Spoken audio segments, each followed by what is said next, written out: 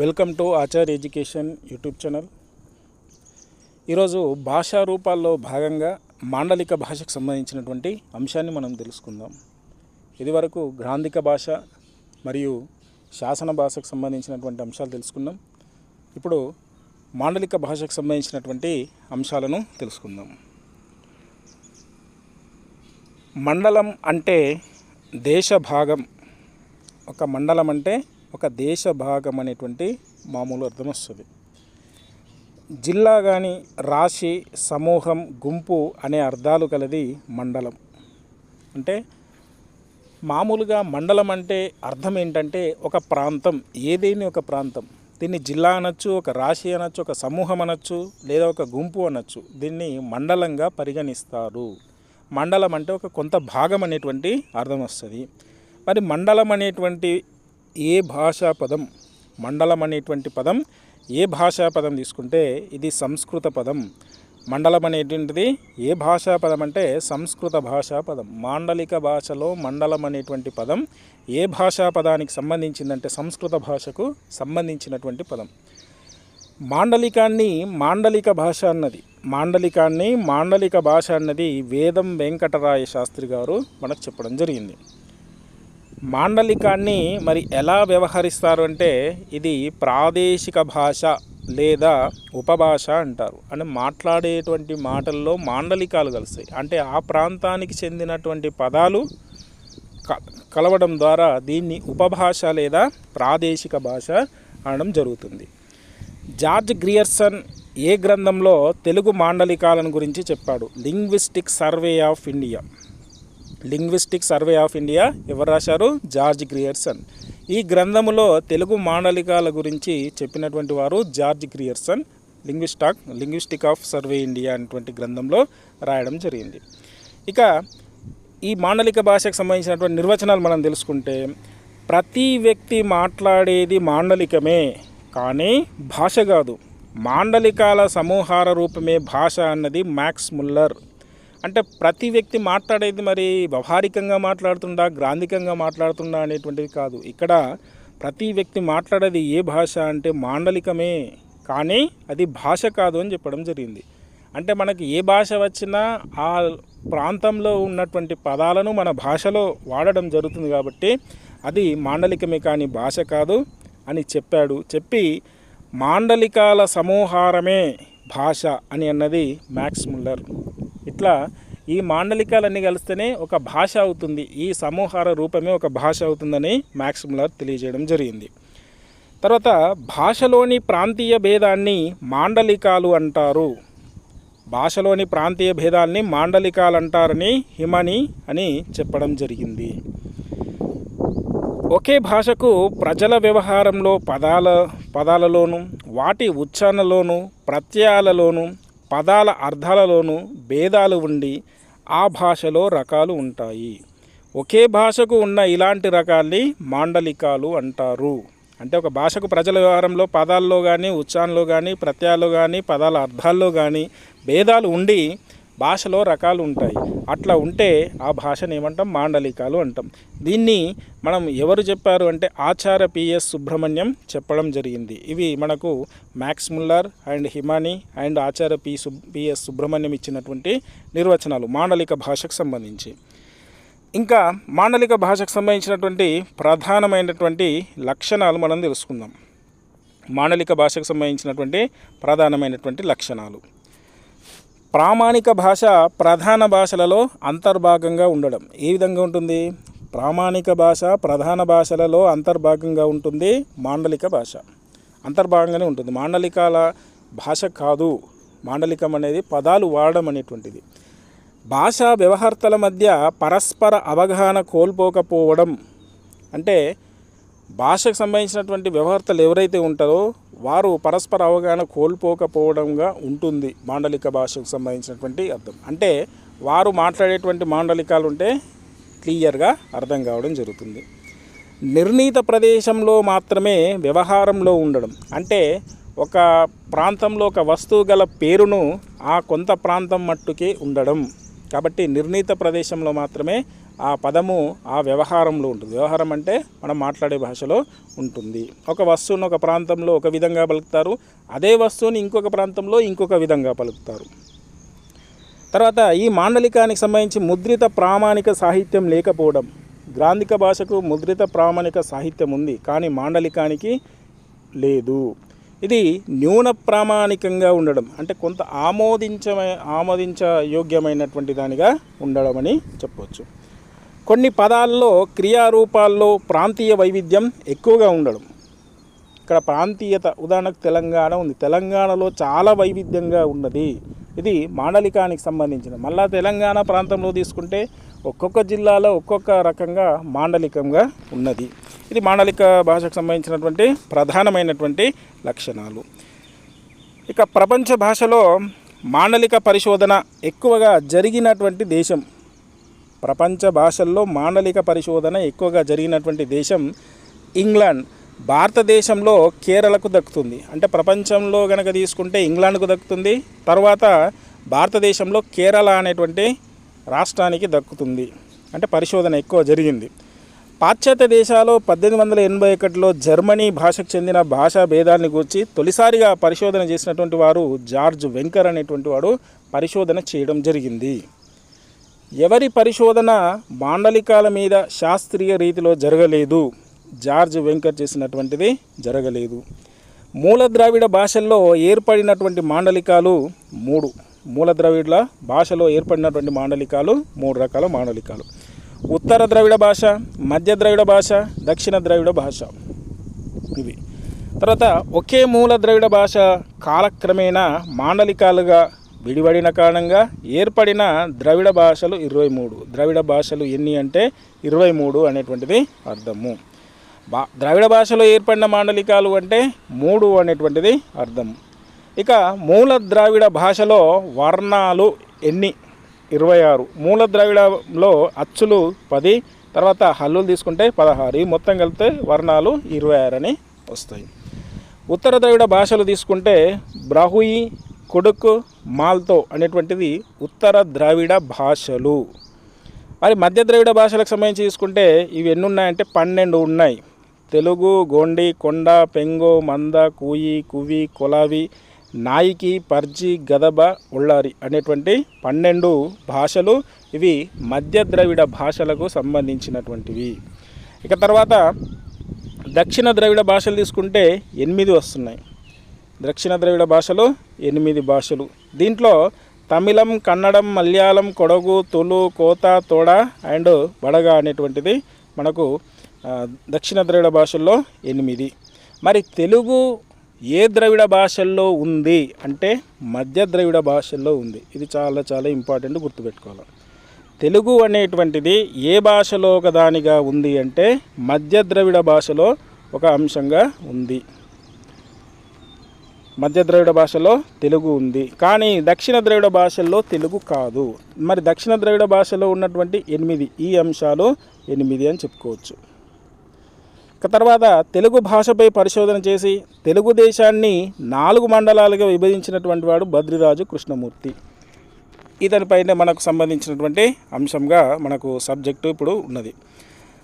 మరి తెలుగు భాషకు సంబంధించి పరిశోధన చేసి తెలుగు దేశాన్ని 4 మండలాలుగా, తెలుగు దేశం అంటే తెలుగు భాషకు సంబంధించి తెలుగుదేశం అంటే మన తెలుగు మాట్లాడేటువంటి ప్రాంతాలను 4 మండలాలుగా విభజించినటువంటి వాడు బద్రిరాజు కృష్ణమూర్తి. ఇక తర్వాత ఈ 4 మండలాలు ఏంటి మరి? పూర్వ మండలం, మధ్య మండలం, దక్షిణ మండలం, ఉత్తర మండలం. ఈ ఒక్కొక్క మండలంలో ఏ ఏ జిల్లాలు ఉన్నాయో మనం తీసుకుందాం. అయితే పూర్వ మండలానికి గల మరొక పేరు కళింగ ప్రాంతం అని చెప్పుకోవచ్చు. మధ్య మండలానికి కోస్తా ప్రాంతం, దక్షిణ మండలానికి రాయలసీమ ప్రాంతం, ఉత్తర మండలానికి తెలంగాణ ప్రాంతం అని మరొక పేరు. మరి పూర్వ మండలంలో గల జిల్లాలు ఏవి అంటే శ్రీకాకుళం, విజయనగరం, విశాఖపట్నం. ఇవి పూర్వ మండలంలో ఉన్నటువంటి జిల్లాలు. ఇక తర్వాత మధ్య మండలంలో ఉన్నటువంటి జిల్లాలు తూర్పు గోదావరి, పశ్చిమ గోదావరి, కృష్ణా, గుంటూరు అనేటువంటి మధ్య మండలంలో ఉన్నటువంటి. తర్వాత దక్షిణ మండలంలో ఉన్నటువంటి అనంతపురం, కడప, కర్నూలు, చిత్తూరు, ప్రకాశం, నెల్లూరు. ఇవి దక్షిణ మండలంలో ఉన్నటువంటి. తర్వాత ఉత్తర మండలంలో గల జిల్లాలు ఏవంటే మన తెలంగాణలో ఉన్నటువంటి 10 జిల్లాలు ఉత్తర మండలంలో ఉన్నాయి. వాస్తవానికి దీంట్లో కొన్ని చేంజెస్ ఉంటాయి, ఒక్కొక్క పబ్లికేషన్లో వేరువేరుగా ఉంటాయి. ఉదాహరణకు దక్షిణ మండలం తీసుకుంటే రాయలసీమకు సంబంధించినటువంటి 4 జిల్లాలే కొన్ని పబ్లికేషన్లో చూపించడం జరుగుతుంది. ఈ ప్రకాశం నెల్లూరు అనేటువంటి మధ్య మండలంలో ఉన్నటువంటి. ఓకే, ఇక తర్వాత పూర్వ మాండలికాలకు సంబంధించి కొన్ని మనకు ఇక్కడ ఒక టేబుల్ ఇచ్చారు. ఈ టేబుల్లో కనుక చూసుకుంటే పూర్వ మాండలికం ఏది, దక్షిణ మాండలికం, ఉత్తర మాండలికం, మధ్య మాండలికం. ఉదాహరణకు ఉత్తర మాండలికం అన్నాం అనుకోండి, ఇది దేనికి సంబంధించి అంటే ఇది తెలంగాణకు సంబంధించి ఉత్తర మాండలికం. తర్వాత మధ్య మాండలికం అంటే మనకు ఉన్నటువంటి ఉభయ గోదావరి జిల్లాలకు సంబంధించి, గోదావరి జిల్లాలకు సంబంధించి. తర్వాత పూర్వ మాండలికం అంటే శ్రీకాకుళం, విజయనగరం, విశాఖపట్నం జిల్లాలకు సంబంధించి. దక్షిణ మండలం అంటే కడప, కర్నూలు, చిత్తూరు ఇలాంటి రాయలసీమ ప్రాంతంలో ఉన్నటువంటి. దీంట్లో ఒక్కొక్కటి ఏ విధంగా అంటారో మనం తెలుసుకుందాం. కొన్ని అంశాలు తెలుసుకుందాం, ఇంకా మిగతా అంశాలు ఒకసారి చూడండి. కొన్ని అంశాలు నాగలి అనేటువంటిది ఒకసారి చూద్దాం. నాగలి అనేటువంటిది పూర్వ మాండలికంలో నాగలి అంటే మనం వ్యవసాయం చేసేటప్పుడు నాగలితో దున్నుతాం నేలను, దాన్ని మనం నాగలి అంటాం. అది మామూలుగా నాగలి అనేటువంటిది ఇలా ఉంటుంది, దీన్ని మనం నాగలి అని అంటాం. ఈ నాగలి సంబంధించి పూర్వ మండలంలో నాగలి అంటే, తర్వాత దక్షిణ మండలంలో మడక అనేటువంటిది ఒక పదం ఉంటుంది. నాగేలి ఇంకొకటి మడక అని చెప్పడం జరుగుతుంది దక్షిణ మాండలికంలో. తర్వాత ఉత్తర మాండలికంలో నాగలి అంటాం. తర్వాత మధ్య మాండలికంలో తీసుకున్న నాగలి అంటాం. అంటే ఇక్కడ నాగలి అనేటువంటి పదము ఎక్కడ వేరుగా ఉందంటే దక్షిణ మాండలికంలో వేరుగా ఉంది. ఇంతకుముందు టెట్లో వచ్చినటువంటిది ఒక ప్రశ్న చూద్దాం. పూర్వ మాండలికంలో మేడి అంటాం. మేడి అంటే ఇప్పుడు నాగలికి పైన పట్టుకునేది మనం మన తెలంగాణలో పాలే అంటాం. పాలే ఉదాహరణకు నాగలి ఇట్లా ఉంటే ఇక్కడ ఒకటి తోక ఉంటుంది, దీన్ని పాలే అంటాం. మనం దీన్ని పాలే అంటాం. ఇది తెలంగాణలో పాలే అంటాం. పూర్వ మాండలికంలో మేడి అంటున్నారు. తర్వాత దక్షిణ మాండలికంలో మేడి తోక అంటారు. మధ్య మాండలికంలో మేడి అంటారు. ఓకే, ఈ విధంగా మనకి ఏదైనా ఇస్తారు. తెలంగాణలో ఉన్నటువంటి పాలే అనేటువంటి దాన్ని పూర్వ మాండలికంలో కానీ దక్షిణ మాండలికంలో కానీ ఏ విధంగా పలుకుతారనేటువంటిది ఇస్తారు. ఈ విధంగా మనకి ఇలా చాలా ఉన్నాయి. ఉదాహరణకు గోంగూరకు సంబంధించి తీసుకుంటే గోంగూర మన తెలంగాణలో పుంటికూర అంటాం. ఇంతకుముందు వచ్చినాయి. గోంగూరను మన తెలంగాణలో ఏమంటాం? పుంటికూర అంటాం. అదే వేరే ప్లేస్లో గోగాకు అంటాం, తర్వాత గోంగూర అంటాం. ఈ విధంగా అనడం జరుగుతుంది. గోగాకు, గోంగూర అని చెప్పడం జరుగుతుంది. తర్వాత ఇంకొకటి అనపకాయ, సోరకాయ, అణిగంకాయ. ఇది ఇంతకుముందు డిఎస్సిలో వచ్చింది. దీన్ని ఇంకేమంటారు? సొరకాయ. ఈ విధంగా మనకు ఒక్కొక్క ప్రాంతంలో ఒక్కొక్క విధంగా అనడం జరుగుతుంది. మన ఈ తెలంగాణలో తీసుకుంటే దుబ్బనేల, మోటా, తూము, కాడి, నాగలి, పాలే, కర్రు అంటే నాగలికి ఉండేది, ఏటికర్ర, పెండ. వేరే దాంట్లో తీసుకుంటే, వేరే ప్రాంతంలో తీసుకుంటే పేడ అంటారు. తర్వాత వాళ్ళకు రాయలసీమలో దక్షిణ మాండలికంలో తీసుకుంటే సొరకాయ అంటారు. మనం ఏమంటాం? అణిగంకాయ అంటారు. అదే శ్రీకాకుళం, విజయనగరం, విశాఖపట్నంలో అనపకాయ అంటారు. తర్వాత మధ్య మాండలికంలో సొరకాయ అని చెప్పడం జరుగుతుంది. ఈ విధంగా ఒక్కొక్క దానికి సంబంధించినటువంటి ఒక్కొక్క ఉన్నాయి. ఇవి ఒకసారి కూడా చూసుకోండి, దీనికి సంబంధించినటువంటి అంశాలు. ఇక తర్వాత చేనేత పదాలకు సంబంధించినటువంటి కొన్ని మనకిచ్చారు. ఆసు, మనకి ఇవన్నీ ఎస్జిటికి సంబంధించి తీసుకుంటే సైన్స్లో మనకు ఆసు, తర్వాత వీటికి సంబంధించినటువంటి పోగు, రాట్నం అంటే ఇవన్నీ ఏంటి అనేటువంటిది దీంట్లో ఉన్నాయి. మన తెలంగాణలో ఏమంటాం? ఆసు, తానే, చిట్టె, నాడే, పనే, పోగు, రాట్నం అనేటువంటి మన చేనేత పదాలకు సంబంధించినటువంటి అవి పూర్వ మాండలికంలో, దక్షిణ మాండలికంలో, మధ్య మాండలికంలో వేరువేరుగా పలకడం జరుగుతుంది. తర్వాత ఇండ్ల కట్టుబడికి సంబంధించినటువంటి పదాలు. మనం తెలంగాణలో పునాది అంటే మనం ముందు ఇల్లు నిర్మించే ముందు మనం చుట్టూ ఎంత మనం కట్టుతున్నామో అంత చుట్టూ తవ్వి దాంట్లో రాతి కట్టకంతో కడతాం పూర్వకాలంలో, దాన్ని పునాది అంటారు అన్నట్టు. తర్వాత చూరు, ఇంటి పైకప్పు ఉన్నటువంటి చూరు. ఉదాహరణకు ఇంటి పైకప్పు ఉంటే ఇట్లా నిర్మాణం ఉంటుంది, ఇక్కడ గోడు ఉంటుంది. ఈ చూరు అని చెప్పడం జరుగుతుంది. ఇది ఇక్కడ అన్ని వానధారాలు పడతాయి కదా, మామూలుగా ఈ ప్రాంతాన్ని చూరు అనడం జరుగుతుంది. తర్వాత గొళ్ళెం అంటే మనం తర్వాత పెట్టుకుంటాం కదా, అది గొళ్ళెం. తర్వాత గడ్డపార. ఈ గడ్డపారనే మనకు పూర్వ మాండలికంలో గుణపం అంటాం, దక్షిణ మాండలికంలో గడారు లేదా గడ్డపార, మధ్య మాండలికంలో గడ్డపలుగు లేదా గడ్డపార. ఈ విధంగా ఒక్కొక్క ప్రాంతంలో ఒక్కొక్క విధంగా పిలుస్తారు. దీన్నే మనం ఏమంటాం, మాండలికము అంటారు. ఈ మాండలికాలు వేరైనందునే, మాండలికం పూర్తిగా వేరున్నందునే మనకు తెలంగాణ అనేటువంటిది, మన భాషా సాంప్రదాయం వేరుంది కాబట్టి తెలంగాణ రావడానికి ఆస్కారమైంది. ఇంకా కొన్ని పదాల్లో, క్రియా పదాల్లో మాండలిక భేదాలు కనుక చూసుకుంటే, క్రియాకు సంబంధించి ఉత్తర మాండలికంలో ఏమంటాం, వచ్చిండు అంటాం. పూర్వ మాండలికంలో వచ్చేశాడు. అదే దక్షిణ మాండలికంలో వచ్చినాడు. మధ్య మాండలికంలో వచ్చేడు. ఈ విధంగా ఉండు ఉండు ఉండు ఉండు అనేది మన తెలంగాణ మాండలికంలో చెప్పడం జరుగుతుంది. వచ్చిండు, తెచ్చిండు, ఇచ్చిండు, చేసిండు, కట్టిండు. ఇక్కడ వచ్చేశాడు, తెచ్చేశాడు, ఇచ్చేశాడు, చేసేశాడు, కట్టేశాడు. అదే దక్షిణ మాండలికంలో తీసుకుంటే వచ్చినాడు, తెచ్చినాడు, ఇచ్చినాడు, చేసినాడు, కట్టినాడు. అదే మధ్య మాండలికంలో తీసుకుంటే వచ్చేడు, తెచ్చేడు, ఇచ్చేడు, చేసేడు, కట్టేడు. అంటే ఒక పదాన్ని వేరే మాండలిక స్థాయిలో ఏ విధంగా మాట్లాడుతున్నారో మనకు దీన్ని బట్టి చూస్తే అర్థమవుతుంది. దీని నుంచి ఏదైనా ఒక పదం కావచ్చు, మనకు ఉన్నటువంటి పుస్తకంలో ఉన్నటువంటి మాండలిక పదానికి సంబంధించి కావచ్చు, దానికి సంబంధించి ప్రశ్న రావచ్చు. ఇది మాండలికంలో మనం ఏమని పిలుస్తాం, వ్యవహారికంలో ఒకటి ఇచ్చి మాండలిక స్థాయిలో ఏమని పిలుస్తాం అనేటువంటిది రావచ్చు. ఇక తర్వాత భాషకు సంబంధించి తీసుకుంటే, భాషలో ప్రాంతీయ భేదాన్ని సూచించే దేశపటాలు, భాషలో ప్రాంతీయ భేదాన్ని సూచించే దేశపటాలను ఏమంటారంటే మాండలికాలు అంటారు. పటాలకు సంబంధించి మామూలుగా ఉంటాయి కదా, వివిధ రకాల పర్వత ప్రాంతాలకు సంబంధించి భౌగోళిక పటాలు, రాజకీయ పటాలు ఉంటాయి. అలాంటి పటాల్లో ఒక భాగంగా భాషకు సంబంధించినటువంటి పటాలు కూడా ఉంటాయి. వీటిని మనం మాండలిక స్థాయి పటాలు అని చెప్పుకుంటాం. ఇక తర్వాత ఒక విలక్షణ ఉచ్చారణ లేదా ఒక కొత్త పదం వ్యాపించిన ప్రాంతాల నుండి వేరు చేసే రేఖనే వ్యవహారిక భేదక రేఖ అని చెప్తాం. అంటే ఒక విలక్షణ ఉచ్చారణ అంటే ఏదైనా కొత్త పదం ఉంటే కనుక ఆ ప్రాంతాలను వేరు చేసేటువంటి రేఖనే వ్యవహారిక భేదక రేఖ అని చెప్తాం. ఓకే, ఉత్తర మండలంలో పేడని ఏమని అంటారు? ఇట్లా క్వశ్చన్స్ మనకు రావడానికి ఆస్కారం ఉంటాయి, ఇట్లా బిట్స్. ఉత్తర మండలంలో పేడను అంటే మనం పేడ అంటే ఉత్తర మండలంలో ఏమంటారంటే పెండ అంటారు. తెలంగాణలో ఏమంటారు, పెండ అని అంటారు.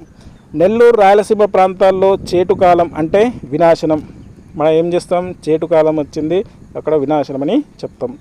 దుశ్శాసనుడు, నేను దోడ్పడుడతనికి చేయూర్ప వచ్చునే చేటుకాలమైన అనేటువంటిది తిక్కన భారతం అనేటువంటి ద్రోణ పర్వంలో రాశాడు. అదే విధంగా రాశాడు, ఆ ప్రాంతాలకు సంబంధించినటువంటి విధంగా రాయడం జరిగింది.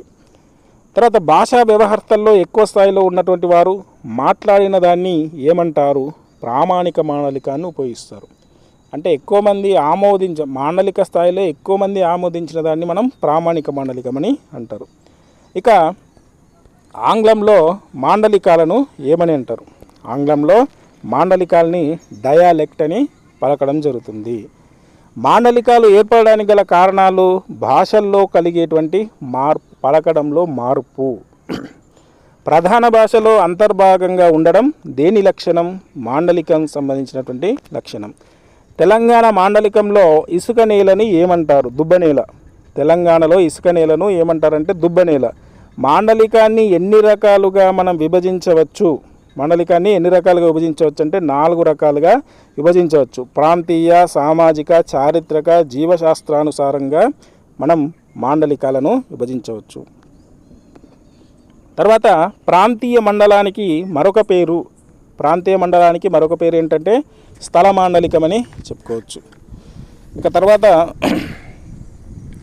సామాజిక మాండలికం ఎన్ని రకాలుగా? 4. స్థాయాన్ని బట్టి, విద్యను బట్టి, నిరక్షరాస్యతను బట్టి, వృత్తిని బట్టి అనేటువంటిది సామాజిక మాండలికం ఉంటుంది. అంటే సమాజంలో వివిధ రకాల వాళ్ళు మాట్లాడేటువంటి మాటలు.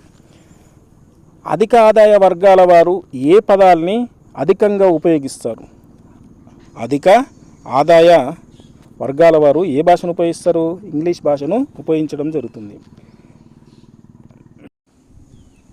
గుంటూరు రాయలసీమ ప్రాంతంలో వానపాముని ఏమని అంటారు? ఎర్ర అంటారు. తెలంగాణ ప్రాంతంలో గీతని గెర్ర అంటారు. గెర్ర వ్రాసిమాయను అంగీకరించిన భంగి అని ప్రయోగము ఎవరు చేశారంటే పోతన తన కవిత్వంలో చేశాడు. గెర్ర వ్రాసిమాయ అంగీకరించిన భంగి అంటే గీత గీస్తే అంగీకరించడం అనేటువంటిది ఎవరు ఉపయోగించారంటే పోతన అంటారు. గీతను గెర అని అనడం జరుగుతుంది. తర్వాత కంబారి, బుగత, బోగట్ట అనేటువంటివి ఏ మండలికలు? కంబారి, బుగత, బోగట్ట అనేటువంటి పూర్వ మండలికలు అంటే శ్రీకాకుళం, విజయనగరం, విశాఖపట్నం చెందినటువంటి. తర్వాత పలకర్ర, తండాగ, ఊజు, కోనారి, కంప అనేటువంటి ఏ మండలికలు అంటే పూర్వ మండలికాలు. కాఫిర్, గులాం, తమిది, చిట్టి పదాలు ఏ మాండలికాలు అంటే తెలంగాణ మాండలికాలు. కాఫిర్, గులాం, తమిది, చిట్టి అనేటువంటి తెలంగాణ, ఈ ఉర్దూకు సంబంధించినటువంటి పదాలు కాబట్టి తెలంగాణ మాండలికాలు. తెలంగాణ మాండలికాలకు సంబంధించి గల్లీ, దోస్తి, నసీబు మొదలగు పదాలు ప్రవేశించడానికి కారణం నిజాం పాలన. గుణపము, గడ్డపార అను గోదావరి మాండలికాన్ని వాడిన ప్రబంధ కవి పింగళి సూరణ. గుణపము, గడ్డపార వాడినటువంటి ప్రబంధ కవి ఎవరంటే పింగళి సూరణ. మోటా అనేటువంటి అర్థం కపిలాను నెల్లూరు మాండలికాన్ని వాడినటువంటి వారు తిక్కన సోమయాజి. ఎవరు వాడారు ఇక్కడ? మరి తిక్కన సోమయాజి మోటా అనేటువంటి పదాన్ని వాడడం జరిగాడు. తర్వాత తెలుగు వృత్తి పదకోశాన్ని రూపొందించినటువంటి వారు ఆచార్య బద్రిరాజు కృష్ణమూర్తి. పూర్వ మాండలికంపై ఏ భాషా ప్రభావం ఉంది? ఒరియా. నేడు ప్రామాణికంగా వాడుతున్న మాండలికం మధ్య మాండలికం. ఛేద అనే అచ్చ తెలుగు పదం ఏ మాండలికం అంటే మధ్య మాండలికం. దక్షిణ మాండలంలో బేడ, కెలసనం, బీగ, హోన్న, ఉగ్గ అనే పదాలు ప్రవేశించడానికి కారణం కన్నడ భాష ప్రభావం దక్షిణ మాండలికంలో. ఉత్తర మాండలికం భాషపై ఏ ప్రభావం ఎక్కువ ఉంటుందంటే ఉర్దూ అనేటువంటిది ప్రభావం ఎక్కువగా ఉంటుంది. ఇలాంటివి కూడా మనకు ఇంతకుముందు వచ్చినటువంటి ప్రశ్నలు.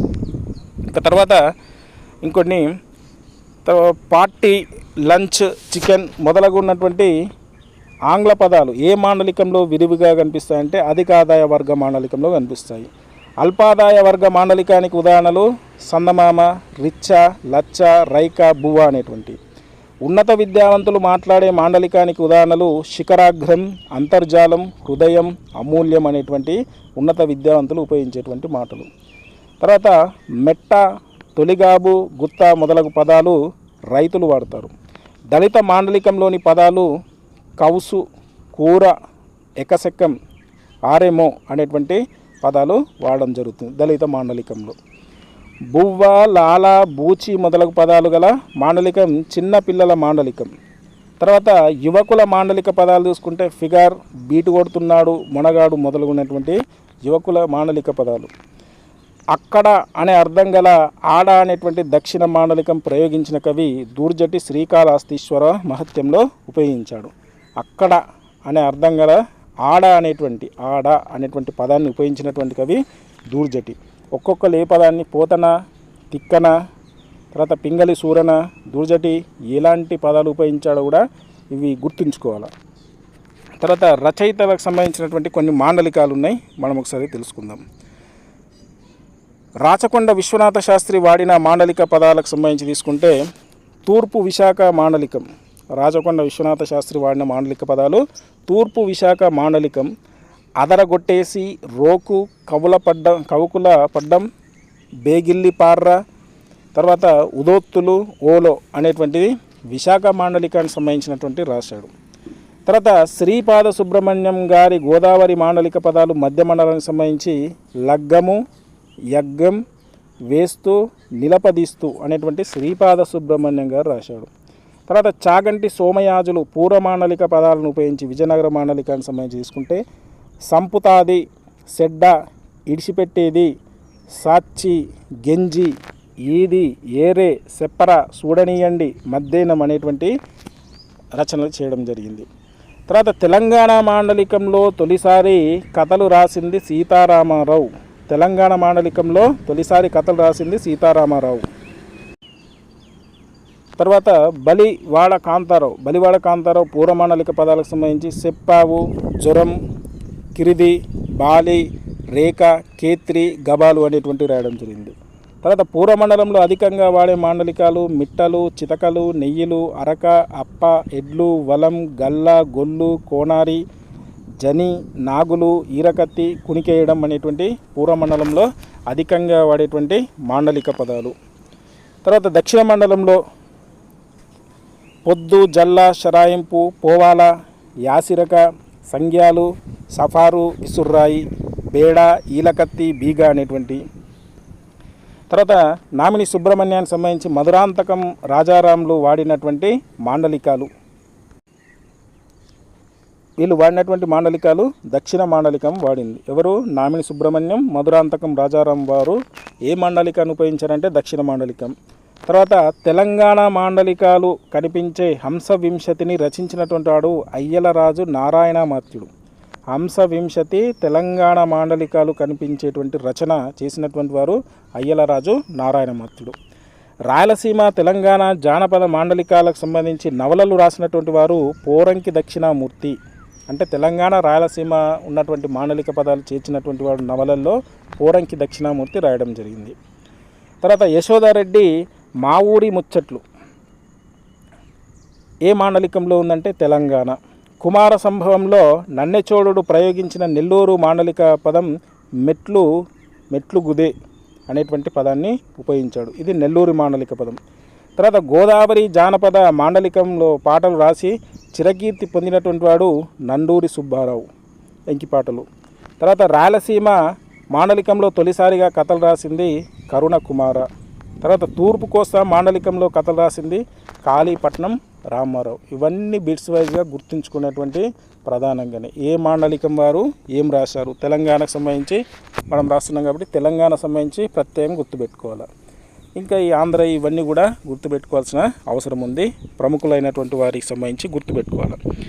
ఇంకా తర్వాత మాండలికాలు ఏర్పడడానికి ప్రధానమైనటువంటి కారణాలు మనం ఇంకా కొన్ని వేరే అంశాలుగా మనం తెలుసుకుందాం. భాషల్లో కలిగేటువంటి మార్పులు, తర్వాత భాషా వ్యవహార్తలు వలసపోవడం. అసలు మాండలికాలు ఏర్పడడానికి ప్రధాన మార్పులు ఏంటంటే భాషలో కలిగే మార్పులు, భాషా వ్యవహార్తలు వలసపోవడం ఒక ప్రాంతం నుంచి ఇంకో ప్రాంతానికి, భాషా వ్యవహార్తల సంఖ్య పెరగడం కూడా, తర్వాత భాషా వ్యవహారాల ప్రాంతాలు పెరగడం కూడా, తర్వాత భాష విస్తరించి కొత్త భాషలతో కలపడం ద్వారా కూడా మాండలికాలు ఏర్పడతాయి. ఇది మాండలికాలు ఏర్పడడానికి గల ప్రధానమైనటువంటి కారణాలు. తర్వాత మాండలికానికి సంబంధించి ప్రధాన లక్షణాలు మనం ఆల్రెడీ తెలుసుకున్నాం. ఇది ప్రధాన భాషల్లో ప్రామాణిక ప్రధాన భాషల్లో అంతర్భాగంగా ఉండడం, భాషా వ్యవస్థల మధ్య పరస్పర అవగాహన కోల్పోకపోవడం, నిర్ణీత ప్రదేశంలో మాత్రమే వ్యవహారంలో ఉండడం, ముద్రిత ప్రామాణిక సాహిత్యం లేకపోవడం, న్యూన ప్రామాణికంగా ఉండడం, కొన్ని పదాల్లో క్రియారూపాల్లో ప్రాంతీయ వైవిధ్యం ఎక్కువ ఉండడం అనేటువంటిది మాండలిక ప్రధానమైనటువంటి లక్షణాలు తెలుసుకున్నాం. అయితే ఆచార్య బద్రిరాజు సంబంధించినటువంటి అంశాలు కూడా తెలుసుకున్నాం. ఒక్కసారి ఈ పటం చూస్తే మనకు క్లియర్గా అర్థమవుతుంది. ఆచార్య బద్రిరాజు కృష్ణమూర్తి గారు వృత్తి పదకోశాలను బట్టి 2 తెలుగు రాష్ట్రాలను 4 భాషా మండలాలుగా విభజించారు. అంటే ఇంతకుముందే, ఇప్పుడు చేయలేడు. ఉమ్మడి ఆంధ్రప్రదేశ్ ఉన్నప్పుడే మనకు తెలంగాణ, రాయలసీమ, కోస్తాంధ్రాన్ని బట్టి 4 మండలాలుగా విభజించడం జరిగింది. పూర్వ మండలం తీసుకుంటే విజయనగరం, శ్రీకాకుళం, విశాఖ జిల్లాలు 3 ఉంటే, దక్షిణ మండలంలో రాయలసీమతో పాటు నెల్లూరు, ప్రకాశం జిల్లాలు ఉన్నాయి. ఉత్తర మండలంలో తెలంగాణలో ఉన్నటువంటి 10 జిల్లాలు ఉంటాయి. మధ్య మండలంలో కృష్ణా, గుంటూరు, ఉభయ గోదావరి జిల్లాలు ఇవి మనకు దీంట్లో మధ్య మండలం. ఈ విధంగా కూడా ఉదాహరణకు ఒక జిల్లా పేరు ఇచ్చి ఇది ఏ మండలంలో భాగంగా ఉంది అనేటువంటిది ఇస్తే, ఉదాహరణ శ్రీకాకుళం జిల్లా ఈ క్రింది ఏ భాషా మండలానికి చెందినది అంటే మనం గుర్తుంచుకోవడానికి ఆస్కారం ఉండాలి. తర్వాత వివిధ భాషా మండలాల్లో వాడే వ్యవసాయ, చేనేత, గృహ నిర్మాణ పదాలకు సంబంధించి మనం కొన్ని తెలంగాణకు సంబంధించి తెలుసుకుందాం. ఉదాహరణకు దుబ్బనేల దక్షిణ మండలంలో ఏమంటారంటే రాయలసీమలో తువ్వనేల అంటారు. మధ్య మండలంలో కూడా కోస్తా ప్రాంతంలో తువ్వనేలనే అంటారు. తర్వాత మన దగ్గర మోట అంటాము. దక్షిణ రాయలసీమలో కపిల అంటారు. పూర్వ మండలంలో అయినా మోటనే, తర్వాత మధ్య మండలంలో అయినా కానీ మోటనే. ఈ మోట అనేటువంటి పదము కపిల అనేటువంటిది దక్షిణ మండలంలో వాడతాం. మనం తూము అంటాం. తూమును పూర్వ మండలంలో మధుం అంటారు. తర్వాత కాణి ఇక్కడ పూజు, తర్వాత కాడిమాను, కాడిమాకు, కాడి అని చెప్పడం జరుగుతుంది. కాణి ఇది వ్యవసాయానికి సంబంధించినటువంటి పదం.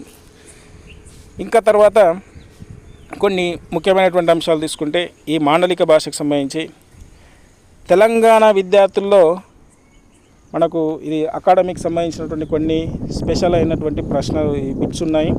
తెలంగాణ విద్యార్థుల్లో చెంచా, తర్వాత లైట్ కొట్టడం వంటి పదాలు బాగా వ్యాప్తిలో ఉన్నాయి. వీటిని ఇతర ప్రాంతాల్లో వాడరు. తర్వాత నెల్లూరులో గేదెలు అంటే గుంటూరులో బర్రెలు అని అంటారు.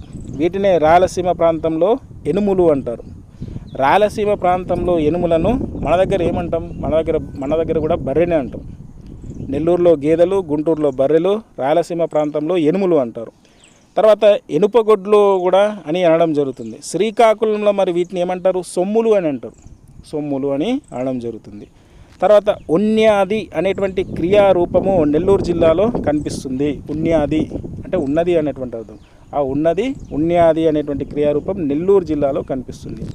వచ్చుద్ది అనేటువంటిది గుంటూరు జిల్లాలో కనిపిస్తుంది. వచ్చుద్ది. ఉంటుంది అనేటువంటిది, వస్తుంది అనేటువంటి క్రియారూపాలు ఉభయ గోదావరి జిల్లాలో కనిపిస్తాయి. ఇక పూర్వమండలంలో సొమ్ములు అంటే ఆవులు అని అర్థం. మనం గేదెలు అని అనుకున్నాం. ఆవులు అని మనం పాలిచ్చే పశువులు ఏవైతే ఉంటాయో వాటిని సొమ్ములు అంటారు. ఇతర ప్రాంతాల్లో సొమ్ములు అంటే, అదే తెలంగాణలో వేరే ప్రాంతాల్లో సొమ్ములు అంటే ఆభరణాలు, ధనం అని అర్థం. మరి శ్రీకాకుళంలో సొమ్ములు అని వీటిని అనడం జరుగుతుంది. ఇవి మనకు కొన్ని తెలుగు అకాడమీలో ఉన్నటువంటి అంశాలు. ఇంకా కొన్ని వేరే అంశాలు ఉన్నాయి. ఒకసారి గుణపం, గడ్డపార ఇవి ఉపయోగించినటువంటి వారు ఎవరు? పింగళి సూరణ అని మనం ఇదివరకే తెలుసుకున్నాం. మరి ఇంకొక అంశం ఏంటంటే ఎక్స్ట్రా కళాపూర్ణోదయంలో ఉపయోగించారు. గుణపము, గడ్డపార అనేటువంటి పింగళి సూరణ ఉపయోగిస్తే ఈ పదాలు ఎక్కడ ఉపయోగించారంటే కళాపూర్ణోదయంలో ఉపయోగించాడు ఆ ప్రబంధంలో. తర్వాత తిక్కన భారతంలో కపిల, మోట అనేటువంటి ఇప్పుడు తెలుసుకున్నాం కదా, మోటను కపిల అంటారు. ఇది నెల్లూరు ప్రాంతంలో వాడుకలో ఉంది. తిక్కన ఉపయోగించాడు కపిల అనేటువంటిది. తర్వాత కళింగ ప్రాంతం మాండలికంపై ఒరియా ప్రభావం అనేటువంటిది ఉంటుంది. కళింగ ప్రాంతం అంటే శ్రీకాకుళం, విజయనగరం, విశాఖపట్నం పూర్వ మాండలికం. పూర్వమండలంలో కనిపించేటువంటి ఒరియా పదాలు కంబారి, బుగత, బోగట్ట. ఇంతకుముందు బోగట్ట అనేటువంటి పదం ఏ ప్రాంతానికి, ఏ మండలానికి సంబంధించింది అనేటువంటిది ప్రశ్న రావడం జరిగింది. తర్వాత తెలుగు ప్రాంతం ప్రామాణిక భాగంగా భావించే మండలం మధ్య మండలం. మధ్య మండలంలో మనకు ఉభయ గోదావరి జిల్లాలకు సంబంధించి ఉన్నాయి. తర్వాత మధ్య మండలం తెలుగు భాషపై సంస్కృత భాష ప్రభావం ఎక్కువ, అంటే ఇక్కడ శుద్ధ వ్యవహారికంగా మాట్లాడతారు. దక్షిణ మండలంపై తమిళ, కన్నడ భాషల ప్రభావం ఎక్కువ. తర్వాత తెలంగాణ మాండలికంపై ఉర్దూ భాష ప్రభావం ఎక్కువ. ఇవి ఏ మండలంపై ఏ భాష ప్రభావం ఎక్కువ ఉంటుందో ఈ అంశం. ఇక తర్వాత మాండలికాల వర్గీకరణ సంబంధించి తీసుకుంటే మనం ఇది తెలుసుకున్నాం. చారిత్రకంగా, ప్రాంతీయంగా, సాంఘికంగా అని ఈ 3 విధాలుగా తెలుసుకుంటాం. తర్వాత భాషావేత్తలు 4 రకాలుగా వర్గీకరించారని, ప్రాంతీయంగా, సామాజికంగా, చారిత్రకంగా, జీవాణుశాస్త్రానుసారంగా మనకు ఇది విభజించడం జరిగింది. తర్వాత ఒక ప్రదేశం లేదా ఒక ప్రాంతానికి చెందిన ప్రజలు వ్యవహరించే భాషను, ఒక భాషను మాట్లాడే ప్రజల్లో వృత్తి, కులం ఆధారంగా ఏర్పడ్డ భాషా భేదాన్ని ఏమని వివరిస్తారంటే మాండలిక భాష అని వివరిస్తారు. ఇది కూడా అకాడమీలో ఒక భాగంగా ఉన్నది. డయాలెక్ట్ అని మనం అనుకుంటాం. డయాలెక్ట్ అన్న ఆంగ్ల పదానికి సమానార్థకం మాండలికం. మాండలికాన్ని ఆంగ్లంలో ఏమంటారు? డయాలెక్ట్ తెలుగులో ఏమంటారంటే మాండలికం.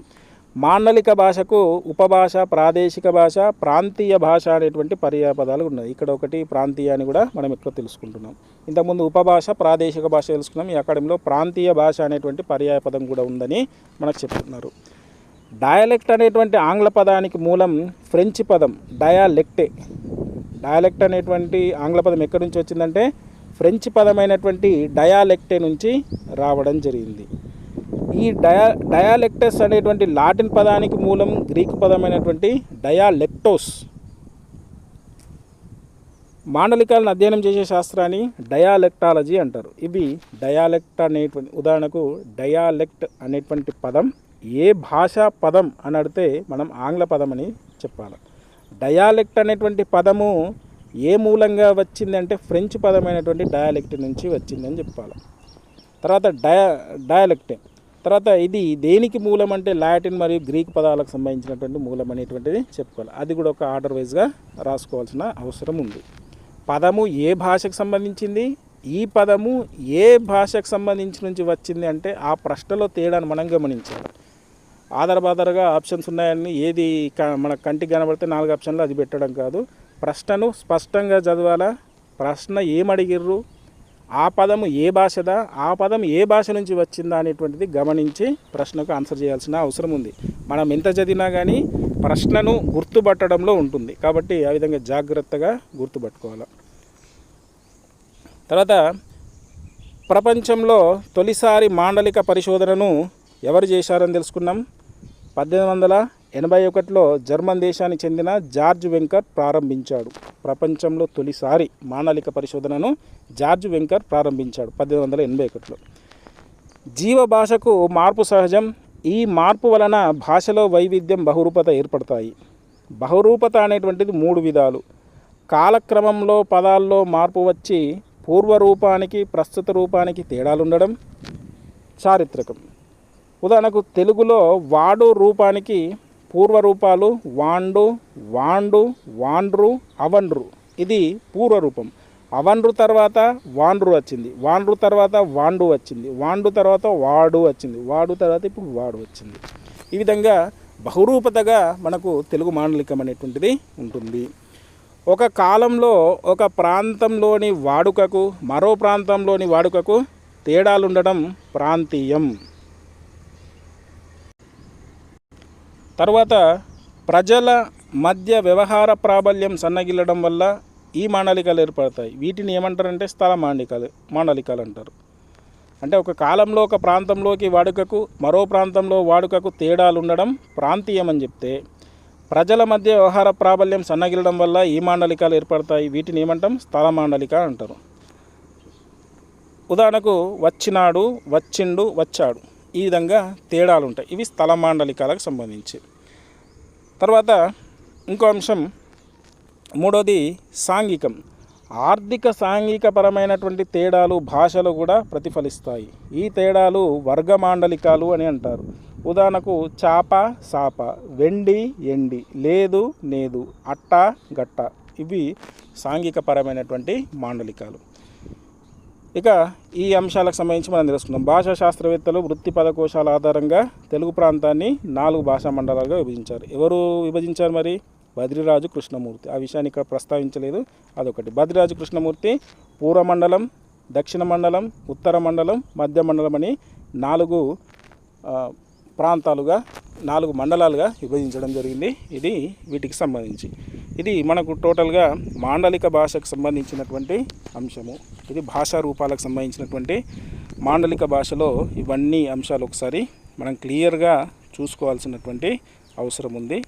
మన తెలంగాణ పదకోశాలకు సంబంధించి అలాంటి పదాలు ఇచ్చి కూడా మనకు మాండలికము ప్రశ్న అడగడానికి ఆస్కారం ఉంటుంది.